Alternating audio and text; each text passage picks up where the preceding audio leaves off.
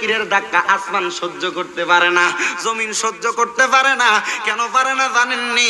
কারণ আপনি যখন জিকির করেন রে বন্ধুরা, আশরাফুল মাখলুকাত, শ্রেষ্ঠ মাখলুকাত হিসেবে আপনার জিকিরটা আমার মাওলার কাছে বড় প্রিয় মনে হয়। এখন আপনারা বলেন, আমার আল্লাহর আরশ যদি আমাদের জিকিরের কারণে কাঁপে, আমরার এই কলবের মধ্যে যেই গুনাহগুলা আছে গো, ওই গুনাহগুলা আমার আল্লাহর জিকির কইরা কলবে ধাক্কা লাগাইলে আমরার কলবের গুনাহ আল্লাহ মাফ করতে পারে কি পারে না? জোরে কয় না পারে কি পারে না? তাইলে সবাই জবানের জড়তা ছেড়ে দিয়ে আসেন আমরা আল্লাহ পাকের ইসমে জাতের জিকির করি। জোরে জোরে জিকির করেন, আল্লাহ আল্লাহ আল্লাহ আল্লাহ আল্লাহ আল্লাহ আল্লাহ। নবীর প্রেমে পাগল হইলে, নবীর প্রেমে